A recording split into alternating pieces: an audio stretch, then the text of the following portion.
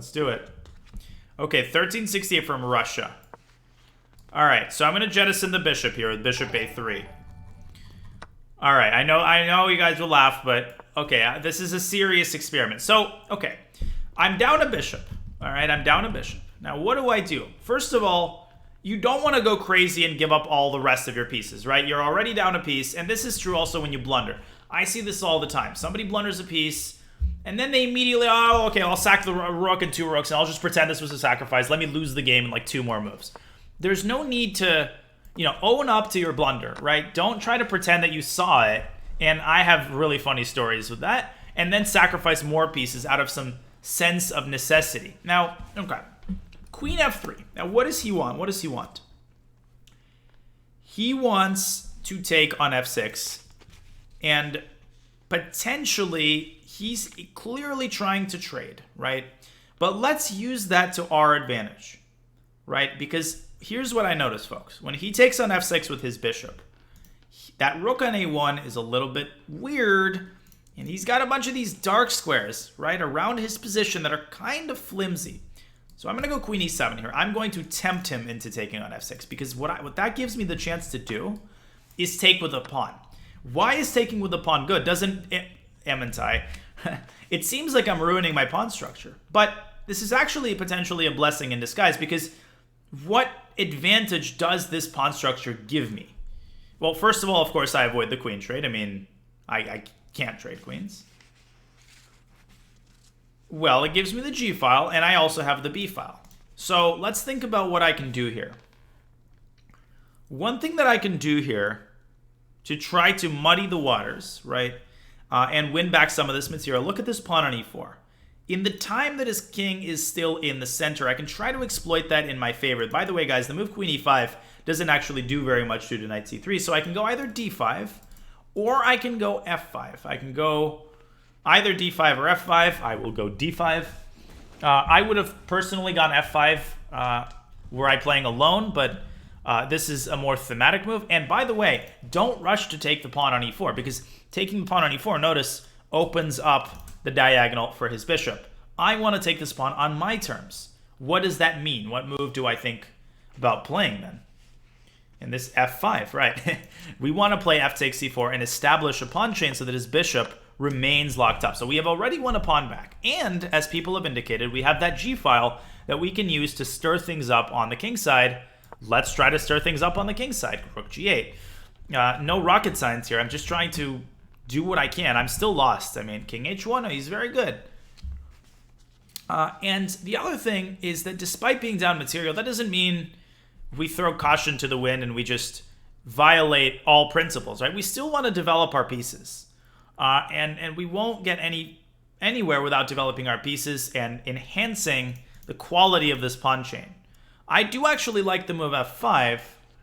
Oh, I actually really like the move f5. So let's actually go f5 to really just cement our control over the center, because that's the only thing we have. But now, let's develop our bishop and potentially prepare castling long, although I don't think I'm going to do that. Okay, now I see an opportunity. We can attack the pawn on g2, and people have realized it. Queen to g7, all right. Now, if he goes g3, that would already be a mistake. He's got to go queen g3, but that is not an easy move to find. And already, he is in a little bit of trouble, because if he goes g3, and I think he's realized it, wow, this guy is really good, actually. So what do we do now? Notice that the queen is the worst defender. The queen is the worst defender. I cannot repeat that enough. What can we do here? Where can we go with our queen in order to keep, yep, queen h8, or we can go queen f6, right? A little bit more active. Hello, Grant. Well, I would ask the same of you. And here's what's going on.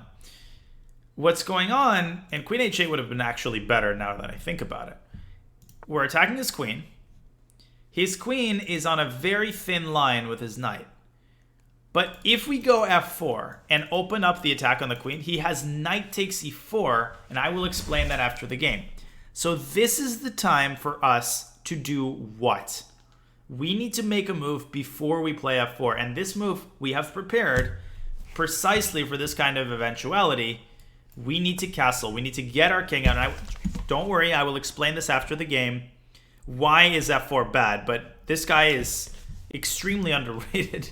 He's seeing some pretty cool tactical ideas. Okay. So he's got 92. Well, we got to throw our lots in the center of the table. Let's go f4. Ooh, there's a really cool idea.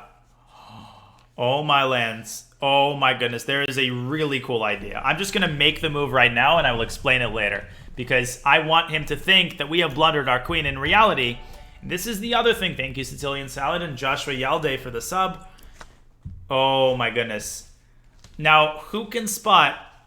another queen set. Who can spot the sequence? Who can spot the sequence in its entirety? Fake Botes Gambit. It was a sacrifice. Made in 3. What's the first move? Can somebody give me the whole line?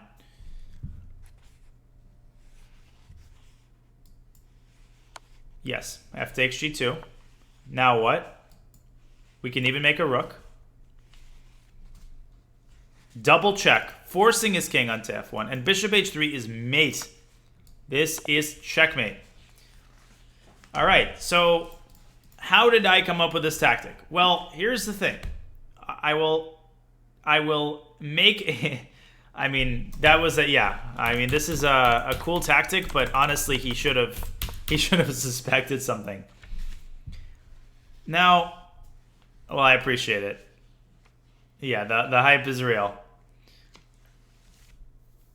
So, yeah, the guy is, he's...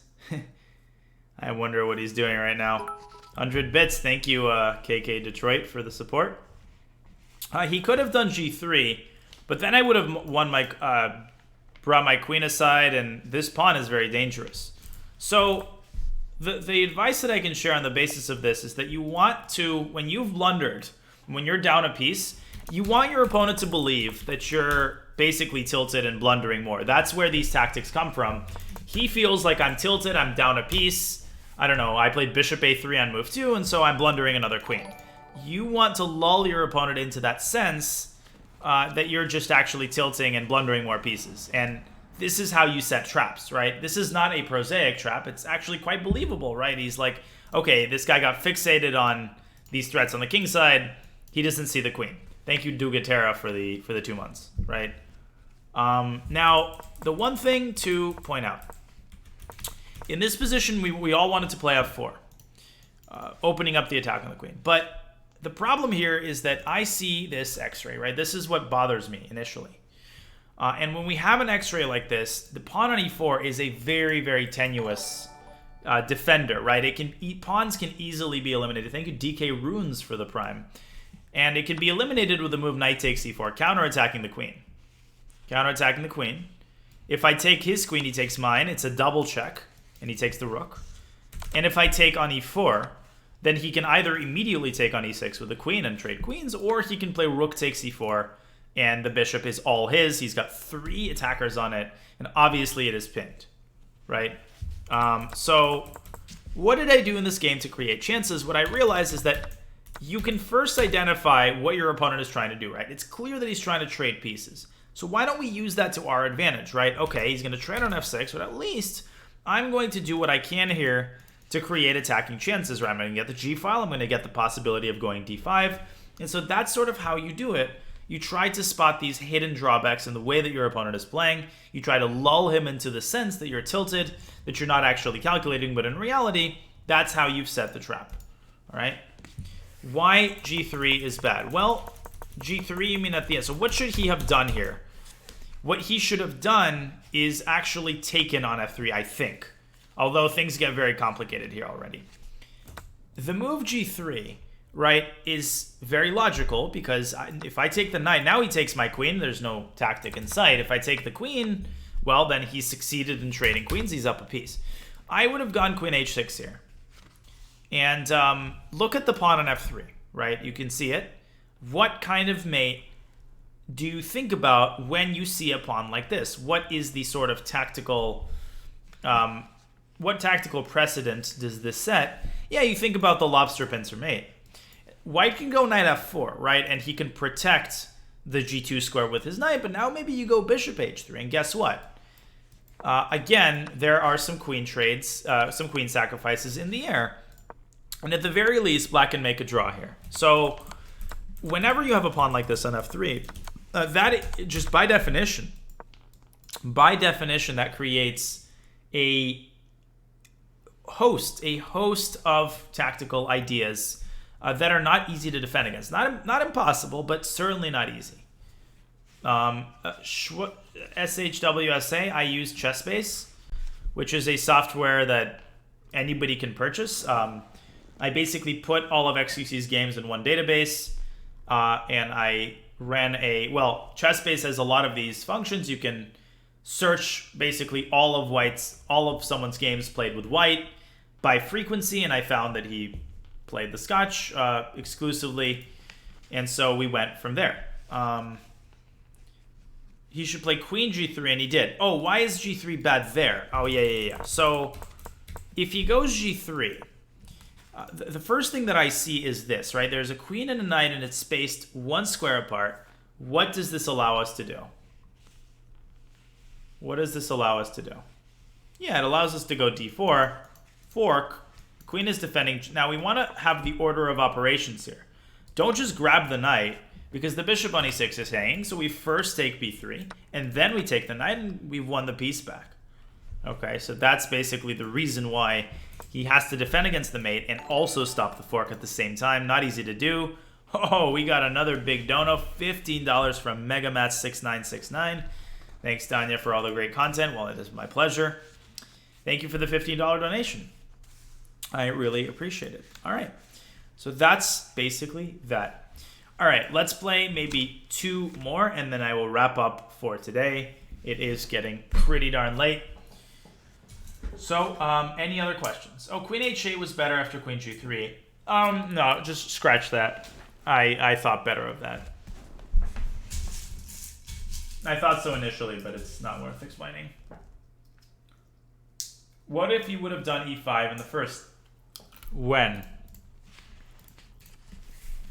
E5 when? Here?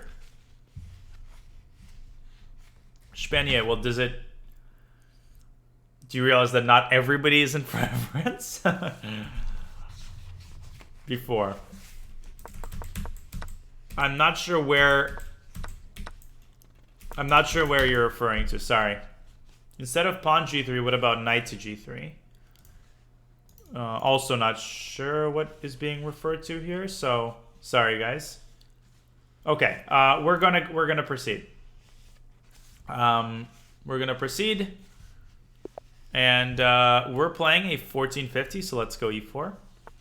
And if he plays knight c6, we're gonna play a Ruy Lopez. Let's play a Ruy Lopez. And he plays a Steinitz, which is a line, but it's quite passive. And in the Ruy Lopez, you establish this tension, you establish this pin.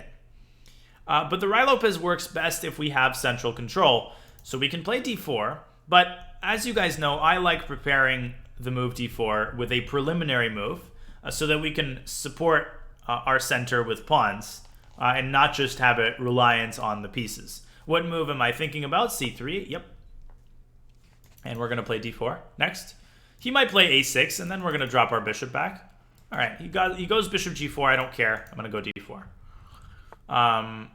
Now here we have an interesting dilemma, right? We can go bishop a4, but what I'm noticing is that we have all this tension on this e5 pawn. So let's actually take his knight, ruining his pawn structure.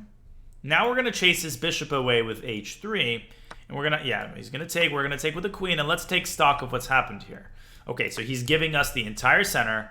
He has terrible pawn structure on the queen side, and he's not developed at all. Neither are we, for that matter, but we are ready to castle, and he is not. So already I'm thinking about tactics, because he is very, very far from castling, and that is a very dangerous situation to be in. When you're this far from castling, you open yourself up to the possibility of countless tactical ideas. So we don't want to go d5. We don't want to close the center up. In fact, we want to open the center up as much as possible, which would mean what? What do we do here to open things up as much as possible? Don't overthink it. He has offered us precisely the way to open up the center. The move c5 is terrible, and he makes his pawn structure even worse. castles. And I will, well, the reason we don't want to close the center, as I explained, is because we are the ones with a development advantage. We are the ones with a development advantage, and so we are the ones who would benefit from pieces getting access to the opponent's king. So the time has come for concrete action. We can go rook d1, but the best is just to go e5. And at some point, you just have to press the button and sacrifice a pawn and open some stuff up. This is not such a big sacrifice to where we really have to agonize over it. It's just a pawn. And if he takes that pawn, his bishop lands on the same file as his rook, so he correctly refrains from taking it. But look at his position. This pawn is stopping his knight from developing to f6, and the bishop is now stopping the knight from developing to e7. We could give a check on c6, but we don't need to. But we don't actually need to. And here's what I want to show. We're going to go rook d1, and then we're just going to develop. I want to show that in many positions, just simple development and simple adherence to principles reaps immediate benefit, right? Okay, thank you very much, and it's checkmate, right? We didn't need to give a check on c6. We didn't need to do anything. All right. So, by the way, the idea of knight c3 is also to put a knight on d5. He is completely paralyzed, so we don't need to force anything. In fact, I think his king is a bit safer on f8 than it is on e8. And I don't see a point in putting the queen on c6. As I've said many times, the queen is often best in a supporting actress role. As Yasser Seirawan called it, the supporting actress, sort of in the shadows, commanding the war, rather than on the front lines, you know, getting caught up in the other piece's hair. Okay, last game, guys. Last game, and then analyze, and then I will wrap up. Once again, we are white. And we are facing a Caro-Kann. So I've played it very principally. Let's play the advanced Caro, just the most central opening. And we're going to play this very simply, right? We're going to go bishop d3, which is an underrated move, by the way, in the Caro. And now we are going to orchestrate a very interesting plan. The plan that we're going to aim for here is attacking the base of the pawn chain. We're going to attack the base of the pawn chain by pushing up the f-pawn, but not immediately, not immediately. First, we need to complete the development of our king side. So, knowing that the idea is to play f4, f5, where do you guys think I should put this knight? Yep, knight e2 is correct, and this is actually a theoretical move. Now, what do we do here? Well, I already gave it away. Of course, we don't want to give up our pawn chain. We go c3, cd, cd. So, the idea of f4 is the plan, but first let's complete all of our developments so that we don't have to worry about that, and then at our leisure we can start making sure that we get that in. So he's actually playing this very well. Man, these guys are good. I'm telling you, these guys are good. Particularly if he plays knight f5 right now. Yeah, he does. Okay, so he has thrown a bit of a wrench in the works here. So he's putting his knight precisely on the square that we want to reach with our pawn. We don't want to allow that. So that will not do. How do we get this knight out of there? Let's get this. Yeah, he threw a Danny wrench. So the idea that I want to apply, knight g3 is the correct idea. But knight g3 blunders the pawn.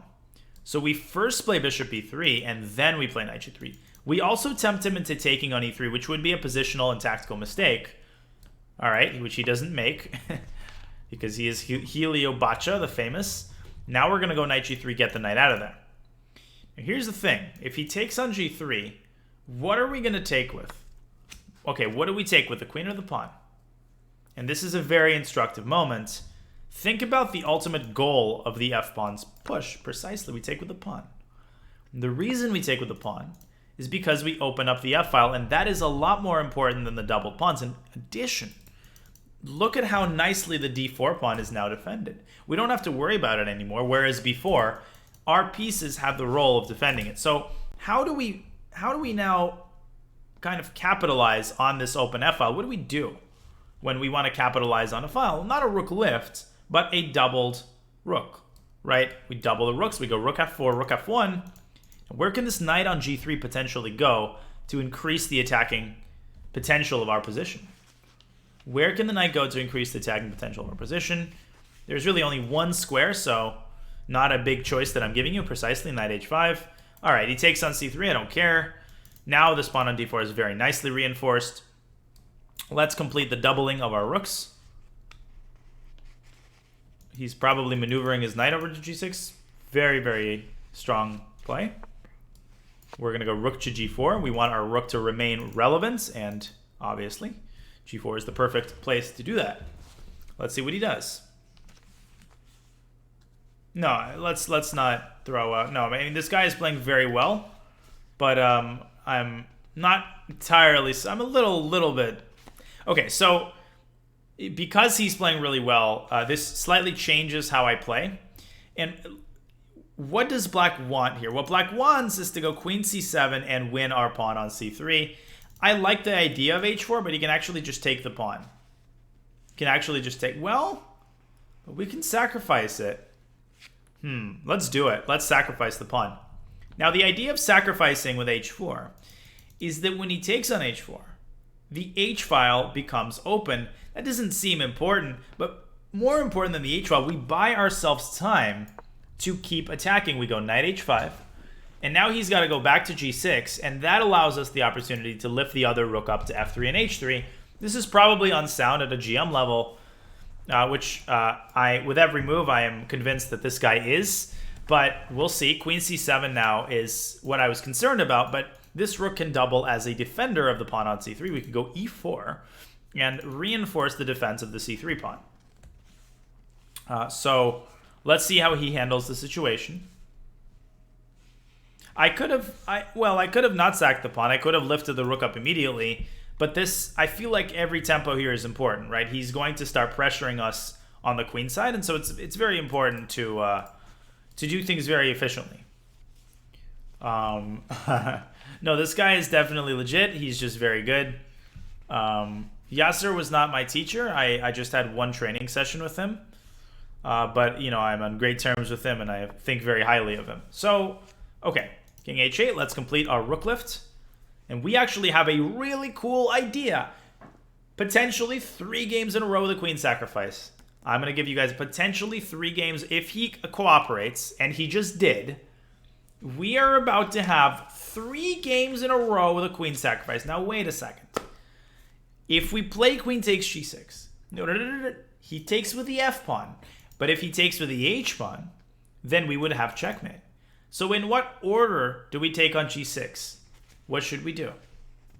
We play rook takes g6, f takes g6, then queen takes g6, and if he takes our queen, knight f6 is going to be checkmate. And that is a good way to end this stream. In fact, if he goes h6, we have knight f6, also nice, by the way, just creating massive threats against his king. Yeah, this is over. This is just over. Now, there's actually some very, very nice details here. If he doesn't do anything, we have an even nicer... Well, now we go knight f6. That is the very typical follow-up here. But I'll show you guys some nicer details here as well. Well, Shwasa, it's been 5 hours, and I played a 7-hour tournament before this stream, so I'm right about ready. But, yeah, that's it. 100 bits. Thank you, KK Detroit. Appreciate it. So, by the way, let me just very quickly, 1 second. No, this guy is just good. He's just good. Creepy crawlies. Come on, man.